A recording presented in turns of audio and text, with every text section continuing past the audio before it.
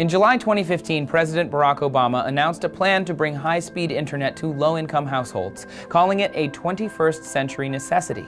While telecom companies have argued that most people don't need high-speed internet, consumers have shown their preference for faster connections. So how well does the U.S. fare in internet speed compared to the rest of the world? Which countries have the fastest internet? Every year, a leading internet research firm releases a list of the countries with the fastest internet.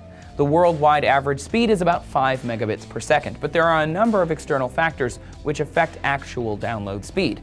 To simplify, a 10-minute long high-definition YouTube video would take about 3 minutes and 30 seconds to download on a 5 megabits per second connection. Now, despite the internet being born in the United States, the US doesn't even make it into the top 10 fastest internet speeds. With an average 11.9 megabits per second connection, that YouTube video would take about a minute and a half to download.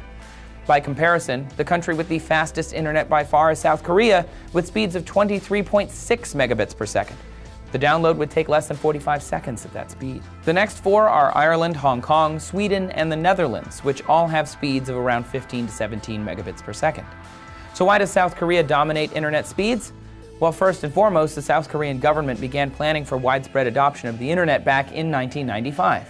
By 2000, nearly half of their citizens were connected. However, one of the strongest reasons is that the Korean government deregulated internet service providers. This made it relatively easy to become an ISP, forcing them to compete by lowering prices and raising speeds. In the US, there is almost no competition among ISPs.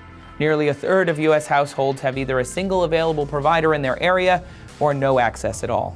Additionally, South Korea has an extremely dense population. With 1,300 residents per square mile, physical internet infrastructure costs less to install and to maintain.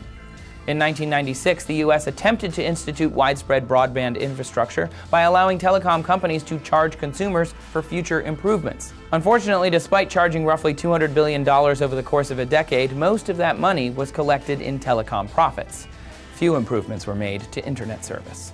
The differences in regulation, population, and competition are the major reasons as to why South Korea dominates the U.S. in internet speed. Since faster internet correlates to more productivity, it is only a matter of time until the U.S. starts to feel the effects of crawling behind the rest of the world. To learn more about President Obama's plan to save the internet, check out this video. Making internet companies a utility under the Telecommunications Act, like Obama is suggesting, would ensure that the FCC could regulate internet service providers like Comcast, Time Warner, and Verizon.